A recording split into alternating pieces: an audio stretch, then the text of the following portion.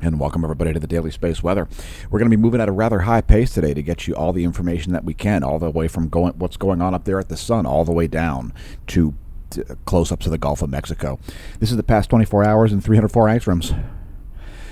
And we do have one pretty significant sunspot here, the one in the southeast. So that's the real place to watch. But the real story remains filaments. There are massive filaments. Let's add 193 angstroms and subtract me to highlight those. So we're going to start at the northern hemisphere, and you can see some prominences up there in the northeast, just above our Earth scale, and a bunch of snake-like filaments there, draped all across the Earth-facing portion of the solar disk. And while we have, while we have had some minor coronal mass ejection activity in the past 24 hours, it's barely even mentionable. There is a huge filament rising over the eastern limb also, which we will cover here in a bit. These are 24-hour videos from the SDO, the Solar Dynamics Observatory. The wavelengths you're seeing are ionized helium, 304 angstroms, and ionized iron, 193 angstroms. And that is an incredibly large number of plasma filaments. The ones that are hanging off the edge of the disk, those are called prominences, but they are the same features. Here's our southern hemisphere, and there's a crown prominence down there as well. You can see a huge plasma filament there below the Earth scale. That one is, maybe 50,000 kilometers in length. So filaments are certainly a major story when it comes to space weather. Also, just a minor uptick here in solar activity. So we'll see a little uptick in the sunspot number. Here are sunspots for a brief moment. Where am I? Everything is bigger in Texas. Wait, that's not it. Everything is bigger in Germany. That's how it goes. There is August 29th and August 30th to date in SDO HMI intensitygram. We'll also show colorized magnetogram. Don't worry, we'll show you more close-up imagery of sunspots later in the video. First, let's take a look at what's going on planet Earth. Popocatépetl is exploding. There's a fantastic image of Popocatépetl. Yeah, Popocatépetl, you gotta love it. Go ahead, say it aloud, folks, I dare you.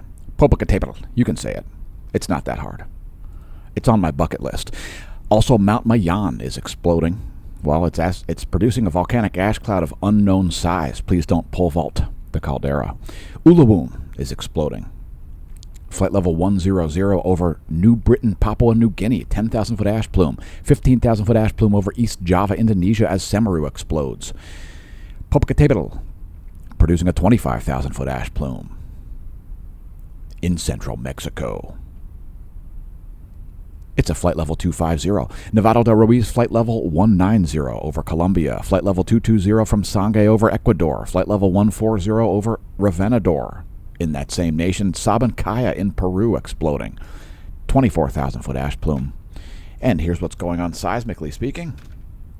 We cover it daily on the channel because of viewer demand. Seismic activity currently low. Will cite quakes of a 5 or greater magnitude. The Guam region had a 5.2. That was a 10:15 Universal Time yesterday morning. So since that 7 magnitude earthquake at Indonesia, quite calm here. Back to a calm situation. So it looks like only 2 5+ magnitude quakes in the past 24 hours. The second one is this one also near Indonesia. So that 5.0 occurred at 2:17 Universal Time this morning.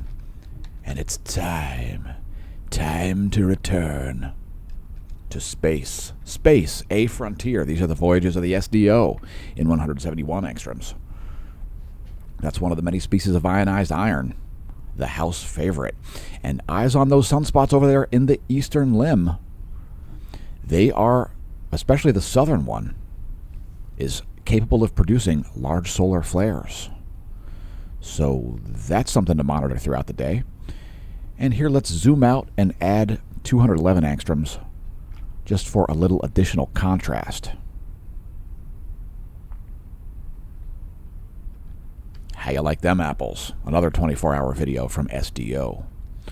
So, The 10.7 centimeter radial flux is still at 142 solar flux units. There is the 1 year graph to put the radial flux in context. It is the black line. And it is the second most followed feature of solar cycles, I guess you could say. And let's talk about the solar cycles for a brief moment. We still hear channels on YouTube telling people that we are at solar maximum. And the fact is we aren't even close to solar maximum. We're still like a year out. So here is the 10.7 centimeter radial flux progression. And of course we heard certain channels claiming that we were at solar maximum in January and February of 2023. And yet there's still like a year. I mean, solar maximum here projected on the Space Weather Enthusiast dashboard isn't until June of 2025. So, yeah. You're like a year, like well over a year until solar maximum, according to this projection. And solar cycle lengths are very similar to each other. So it's very unlikely we'll have an extremely short solar cycle. There's a long way to go to solar maximum, period. So that's the 10.7 centimeter radial flux progression on a solar cycle basis. And here's the sunspot number, a proportional set of data. Let me just scroll down. There you go. So this is the sunspot number. You can see how proportional those data sets are. The 10.7 centimeter radial flux goes up, and so does the sunspot number, and vice versa. There is a long way to go to solar maximum, and you can expect it to be possibly a stronger cycle than solar cycle 23. Nothing like solar cycle 24 whatsoever. This is what you'd call a moderate to strong solar cycle, not a weak one. So these are facts about the sun. Don't believe cultists who spout nonsense about the sun. There are at least 2 of them on YouTube that have 10 to nearly 100 times as many subscribers as our channel has. So anyway, NOAA's not forecasting any space weather storms, and I would tend to agree, as the activity has been quite minimal. Oh, and by the way, for those claiming that the sun is acting like it does at solar minimum while we're at solar maximum, at solar minimum we have a radial flux of below 75, as you can see here. So the radial flux is over twice that, well, almost twice that, at 142. And the sunspot number drops down to 0 at solar minimum, and we're at around 150 there for the smooth sunspot number. So anyway, it's just ridiculous. Now, we occasionally do cosmic ray updates on the channel. And in my travels, I went to the Bartol Research Institute, and I discovered something very interesting. I didn't realize that they had cosmic ray data going all the way back into the 1950s. So here you can see how proportional cosmic ray flux is to sunspot number. You can see when you have solar minimum, you have cosmic ray maximum, and when you have solar maximum, you have cosmic ray minimum. This has been a known thing for a long, long time. And anyway, the Bartol Research Institute, they're apparently one of the leading cosmic ray studying organizations in the world. We'll bring you a cosmic ray update tomorrow from the 6 or 7 monitors that we usually cover. Maybe we ought to start covering Thule as well. Anyway, yeah, the University of Delaware Bartol Research Institute is a big deal. Look at how perfectly cosmic ray flux and sunspot number correlate. Yes, yes. Anyway, let's take a look at Earth's magnetic moment from space for the past 4 hours. And it looks pretty calm indeed. Pretty calm indeed. And we're going to let that play through as we don't edit the videos to get them onto your screen as quickly as possible. And we're getting a sudden rain squall here in Lehigh Valley, Pennsylvania. Right at 6 a.m. Eastern Time. Anyway, that's the past 4 hours of Earth's magnetic moment from space. Most of the pressure there, the magnetohydrodynamic pressure, is in the magnetotail side, seeing a pretty weak solar wind. Here's Earth's magnetic moment from the ground for the past 4 hours. It's our ground magnetic perturbations map. It depicts changes to Earth's B field in nanotesla magnetic flux density. Are the units?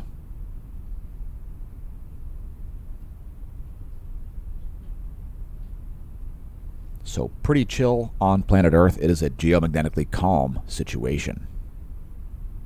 KP index is only at 1.33. Again, a geomagnetically calm situation. Let's take a look at the solar wind next. Quite diffuse and kind of slow. So solar wind here only less than 2.5 protons per cubic centimeter. Solar wind speed only 327 kilometers per second. That is slow and diffuse. Next, our GOES magnetometers here. Fairly smooth. Again, no space weather happening, no major perturbations happening in the magnetosphere. So no major perturbations happening to the GOES magnetometers. No surprises there to our regular viewers. And next, our top view ecliptic plane field plot. So you'll see the North Pole current sheet here kind of spreading out this way. And that's an indication that that sunspot in the southeast might continue to grow, or the one in the north might continue to shrink. But certainly the sunspot in the northeast is in the southeast rather, is the one to watch.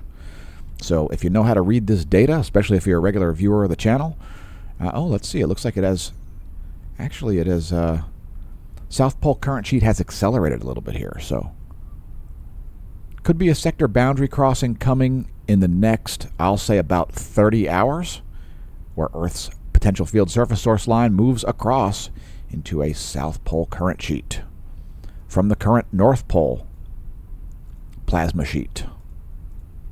The solar plasma is polar, and the top view ecliptic plane field plot shows you that. Next, our line of sight field plot. Here the sun's B field is depicted in blue, north solar polar field in green, south in red, and of course the gray depicts the gong magnetogram. Significant amount of magnetic organization on the Earth-facing portion of the solar disk, and North Pole-oriented coronal holes primarily. Here's our coronal hole line of sight field plot. And let's take a look at coronal holes from SDO.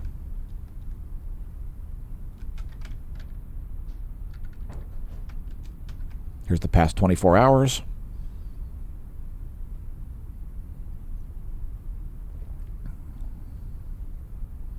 That is the coronal hole situation from the Smash News Network Space Weather Station. Next, sunspots.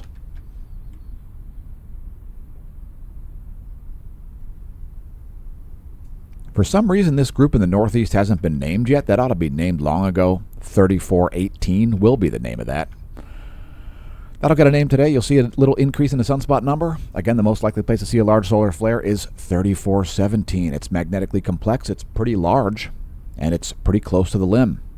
Let's take a look at sunspots from SDO. Here you go. There's a 24-hour video for you.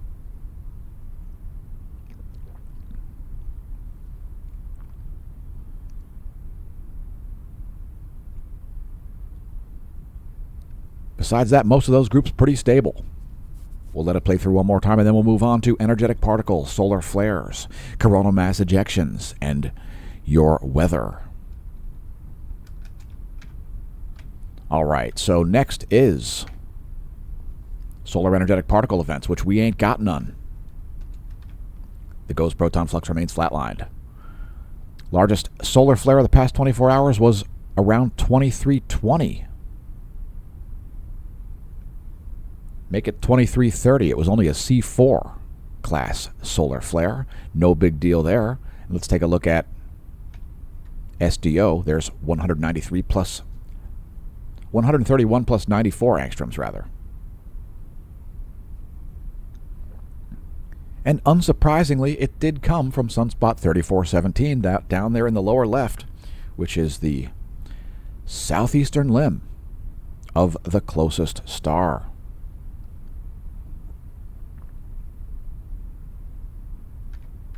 So that's what's going on. And here's what's going on overhead over Lehigh Valley, Pennsylvania. If you want to make your own star chart, check out skyandtelescope.org. It's the one we use. Jupiter up there high in the sky. And don't forget to check out tonight's supermoon if you've got clear skies. You'll see Saturn near that. Let's advance this.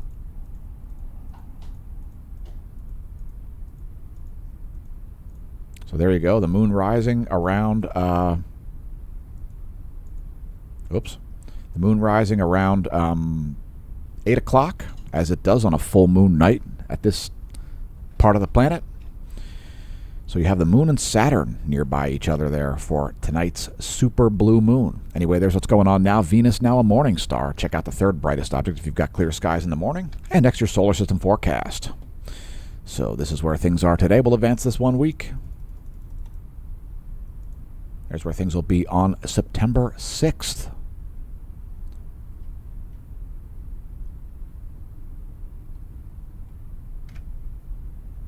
And here's the astronomy photo of the day, a photo of a supermoon. By the way, the supermoon is because the moon is 14% brighter.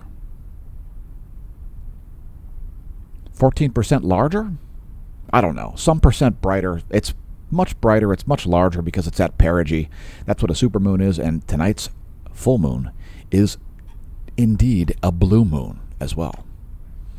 Moving on to coronagraphs.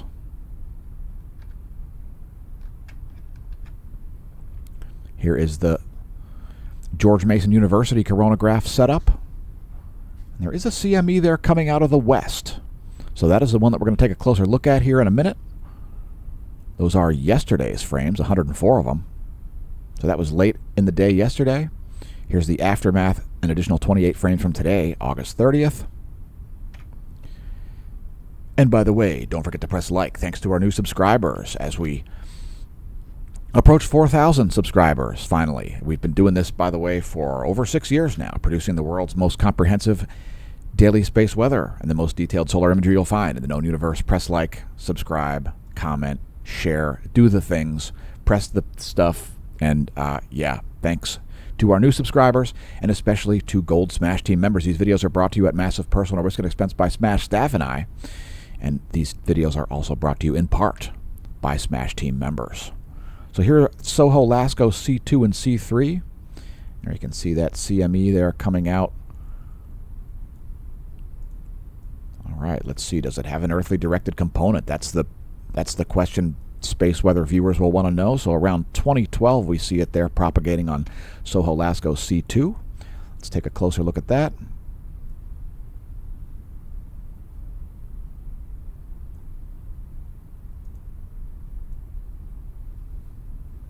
So, all right, there it is on both of those.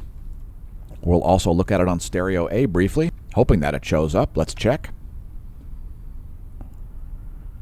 Again, around 2000 Universal Time last night.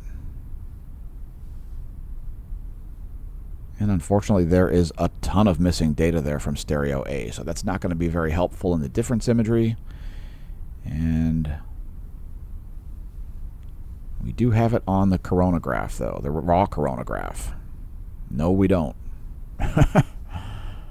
All right, that's not helpful. Let's move on to our custom coronagraph images. All right, so that's SDO 193 angstroms, along with the C2 and C3 all together. And, ooh, all right, this looks promising. Let's get a little closer here. All right, I don't suspect that is earthly directed. I think that's on the far side, as we don't really see any plasma motions. Here's a little closer look.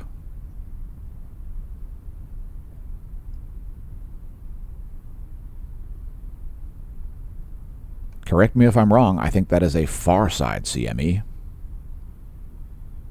Let us know in the comments what you think. Again, around, let's see, that must have been around, let's see here, about 1800 Universal Time, I think.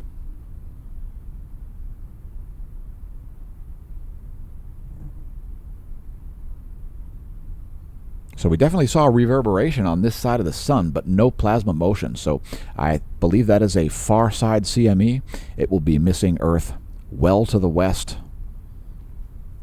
And again, probably not even moving anywhere near toward the Earth. So sorry, folks, if you were hoping for a CME impact, I don't think we've got one in the forecast. Anyway, let's move along here to our filament view. And geez, the filament view is berserk. Absolutely berserk. Look at the number of filaments and the size of them. Look at this one ahead of the Sunspot 3417. Yowzers, that is a really huge, very dense filament. This one up here, looking like it's collapsed. Whoa, it's gone. So that is our hydrogen alpha imagery from the ground-based El Teide Spain solar telescope. Here is the grayscale view from that same El Teide Spain hydrogen alpha telescope. 6,562.8 angstroms. Dag. That is a lot of filament. And if you want to name filaments, do it on Twitter. Yeah, Twitter. Follow the hashtag #NameThatFilament. I would prefer to see tweets about cycling and about science. And instead, what I mainly see is tweets with the pathetic what is it? The malady of fan worship. It's ugh. And then political tweets. So join us over there on Twitter. Follow the hashtag #NameThatFilament and name some of these filaments after your friends and foes and neutrals, or maybe even yourself. All you got to do is something like this. Press post, copy the image, paste the image, and then just follow the hashtag #NameThatFilament. There are enough to name after living humans. You can't name it after a fake person. You can't name it after a movie character. You can name it after an actor. You can name it after your friends and foes. At least the ones who are still alive. Anyway, thanks to our new followers over there. Here's the past about 2.5 hours from the GOES 16, 304 angstroms wavelength. Massive prominence still hanging out up here in the northeast. Likelihood of large solar flares remains in the southeast. Here come bonus features, which we will blast through quickly. Starting out with satellite charging hazards. We don't have any. It's smooth sailing for satellites. The GOES electron flux here, kind of at low levels. Maybe a little bit lower than forecasted, but here's the one-year graph to put that in context. Low levels there of electron flux measured using radiography at the F layer of the ionosphere. Yeah, the F layer. The layer at about 300 kilometers of altitude, which we will show you here next after the forecast model. And it looks like NOAA's expecting a continued decrease in the electron flux. I don't know. No arguments from me there. Here comes the F ionosphere layer. Feel free to pause the video on this frame if you're not familiar with the information depicted. Here is the F ionosphere layer. And by the way, we recommend a high school physics level of understanding to understand our videos. Now, of course, you can get through just by asking questions. So feel free to do so in the comments. We do read all comments, even though we are unable to answer all comments. This is the previous day vibrational frequency at the F layer of the ionosphere. That's where the electron flux is measured by the GOES 16 and GOES 18. They use radiography from their near geosynchronous orbits to measure that. They're at about 23,000 miles of altitude. This is at about 300 kilometers of altitude. So that's what's going on at the bridge between Earth and space. We show it daily on the channel because you never know when you'll find yourself amassing data that becomes useful in the future. Because in the realm of science, sometimes we end up with answers to questions not asked. In fact, some of the best scientific breakthroughs ever were the result of answers to questions not asked. Usually in science, we all find ourselves asking the same questions, not getting answers to the questions, and instead just ending up with more questions. So here's the vibrational frequency anomaly. So that's anomaly in megahertz from the 30-day median. And of course, you'll see lots of anomalies here around the South Atlantic anomaly. Probably no surprise to our regular viewers. The weakest point in the magnetosphere is right over South America. Anyway, here's the latest image, 10 o'clock universal time for the ionogram and 10 o'clock universal time, 10:15 universal time for the anomalygram. We also show total electron content. That's free electrons to about 12,500 miles of altitude. Those free electrons can refract your GPS signal. And here are the most likely places to see those GPS errors. So things are pretty organized here despite a low level of electron flux. No major anomalies showing up there on the worldwide map.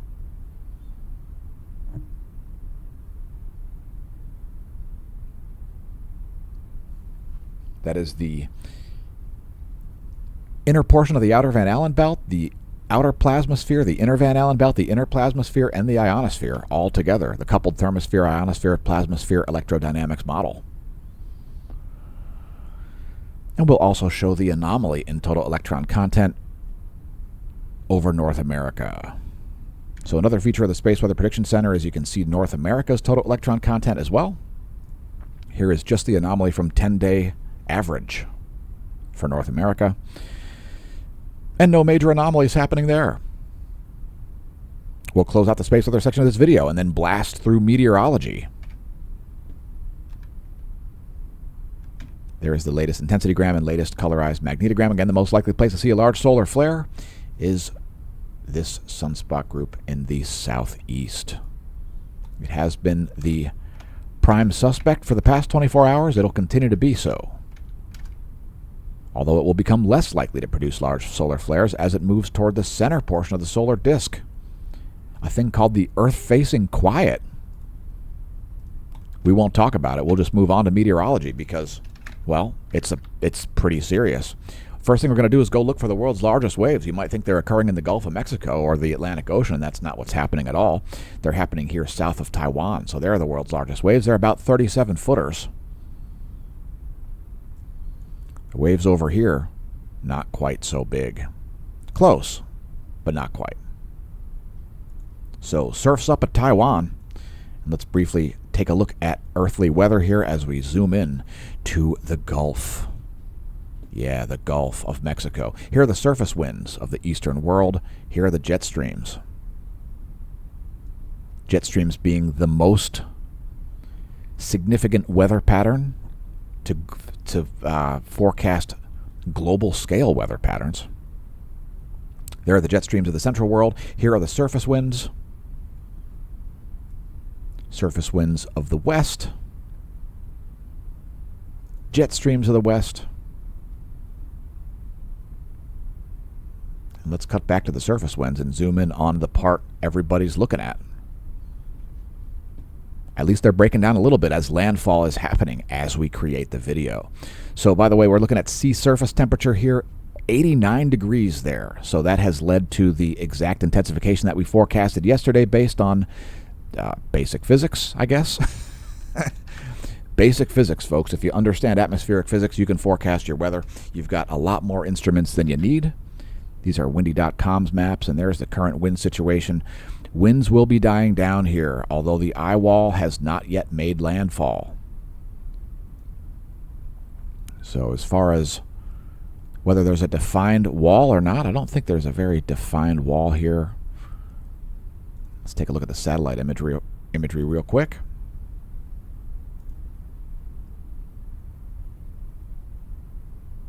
And let's get rid of the lightning to see if there is a defined eye wall. So not really. So the winds will continue to break down here. Oh, okay, it's just breaking out. It's just breaking down now. So the eye wall there is no longer. Another indication that it is losing coherence. So that's a good thing, but it's not going to be good for rainfalls, flooding, and storm surge expected to be 10 to 15 feet. So take heed of that. And here is the clouds and fog view in shortwave radiation for the Americas, this side of the planet.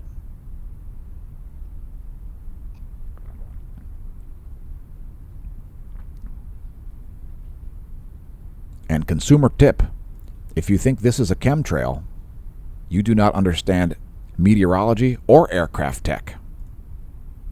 The resolution on these maps is 1 kilometer, by the way. So if you zoom all the way in, it is a 1 kilometer pixel. So, yeah. Not a chemtrail, folks.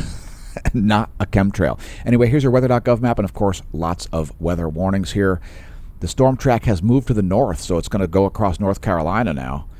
And there are going to be some massive rains across both the Carolina states.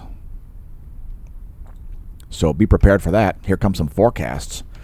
There is your GFS 72-hour pressure and precipitation forecast, and you can see now it's moved quite a bit to the north here. It'll go right across North Carolina and then out to sea, where at least in the next 3 days it's not expected to intensify. It'll still remain a weak low there, showing up as 1003 millibars.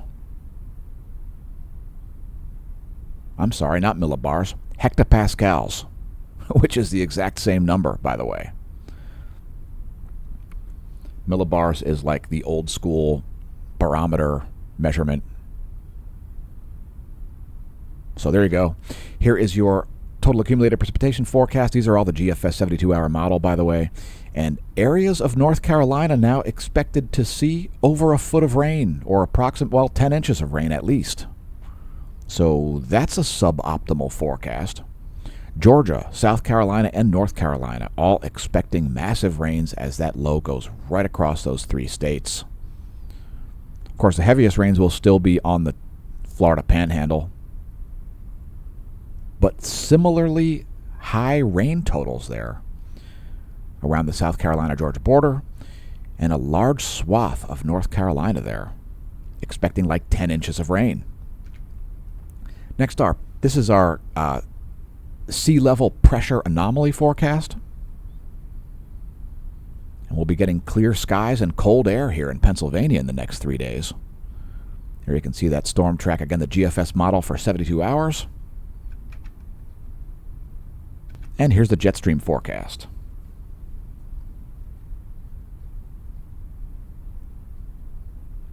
And of course, that other hurricane, that Atlantic hurricane, has already made an abrupt turn to the east exactly as we forecasted a few days ago because of the influence of the jet stream. So here's our lightning mapper next.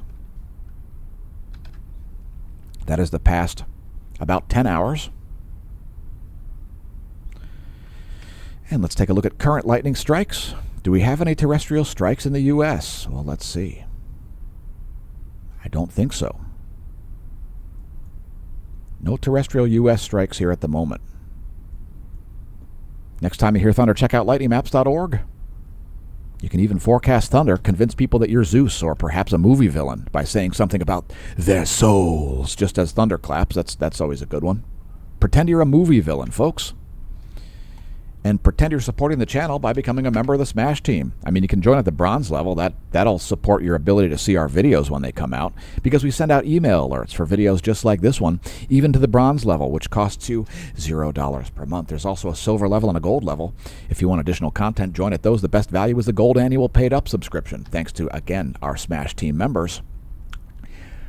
These videos are brought to you in part by especially gold and silver Smash team members. Today's featured product on the Hemp Lucid shop is the stress mushroom gummies. So there are the ingredients. If you want to check those out, there's a link below the video to our Hemp Lucid shop. Support the channel that way, as well as you can click on the Hemp Lucid link at smashomash.com. Stress mushroom gummies. Mine are grape flavored, and they're great flavored. The watermelon flavor is fantastic as well. Today's featured product on the Amazon shop is on our Spacewear collection, and I'm actually wearing it right now. A huge Hawaiian shirt collector going back for 20 years. There you go. There's the shirt I'm currently wearing. Available at amazon.com/shop/smashomash in our Spacewear collection. If you're looking for a bike, hit up the Velo shop. Yeah, the Velo shop. And by the way, the reason I bring it up is because my shirt is in Velo shop team colors. It's part of the reasoning. You can see the color scheme. Yeah, I only go to bike shops where my team kit is the bike shop's team. Never mind. Anyway, if you check out the Velo shop, tell Becky Dan, a.k.a. Smashomash, sent you. Another link you can find on the homepage is to our forum. You can find links about cosmology, Earth, and geophysics. There's a free-for-all forum. Why? Because we like to make up words. Yeah, we like to make up words. Also a general science forum, a forum just about the sun. You can even find our mission there, which is, I'm just going to let it scroll here. Feel free to pause the video if you want to read about our mission. It's a little bit less narrow than our smashomash.org mission. Last but not least, our featured product on the Redbubble shop today, as we strive to keep the channel in existence, is Shart Lighting. Of course, we brought up earlier about how channels are Shart Lighting about solar activity and how we're in a grand solar minimum and how we're already at solar maximum. Just a ridiculous and nonsensical, frankly idiotic claim. People keep claiming that they forecasted things that aren't happening and that they didn't forecast things that are happening. So it's It's just, it's ridiculous. Shart lighting. It means to attempt to gaslight somebody, fail, and instead just crap on your own credibility. So that's what it means. Don't shart light, folks. It's pathetic. Remember, folks, gaslighting is a psychological abuse where you attempt to convince people that things happened differently in the past than they actually did to support whatever ridiculous narrative you're trying to prop up. So don't shart light, folks. There's plenty of it going on the internet. There's plenty of it going on with bureaucracies constantly. Don't shart light. It's just pathetic. And the only victim of it will be your own credibility. Redbubble shop, visible on the homepage at smashomash.com. And welcome to the Neo Renaissance, the official homepage of the Smash News Network. Least busted name in news, launched in February of 2019, is smashomash.com. So thanks again to the Smash team, Smash staff, etc. Let's close this thing out with some close-ups. And there is the massive series of rains that are already striking the southeastern U.S. as Idalia makes landfall. Heaviest bands here just hitting. Heaviest bands here really haven't hit yet. There is one extra dense band there. Fortunately, the eye wall has broken down, an indication that it is less organized and that the winds are likely also decreasing. Storm surges are driven not only by winds, folks, they're also driven by the low pressure itself. And unfortunately, the pressure remains very low. So we're going to focus on the lower 48 here. There's your... We showed the full 50 state view. Here's the lower 48 view. Here is clouds and fog from the NASA GOES Interactive Weather Satellite Suite shortwave radiation map. Too dark for the visible, so satellite maps in shortwave radiation work great. And here's your water vapor map. It looks like we'll get some entrainment of some dry massive air, so that should help to weaken the system as well. That is a good thing. And we're going to zoom in on this to close this thing out. So we're going to zoom right in on the Florida Panhandle here.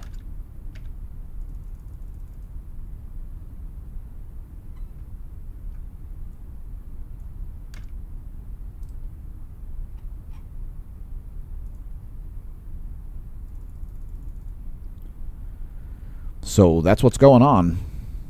It is less than optimal for Florida, Georgia, and both the Carolinas. There's your recap. Doppler radar. Clouds and fog. You can see that eye wall breaking down there. And there is your water vapor map. Anyway, it's time to close this thing out. We'll see you soon here at the Smash News Network. Least busted name of news. Thanks for tuning in. Congratulations on realizing the channel exists. I've been your host, Dan, a.k.a. Smash-O-Mash, signing off. And may that solar wind be at your back.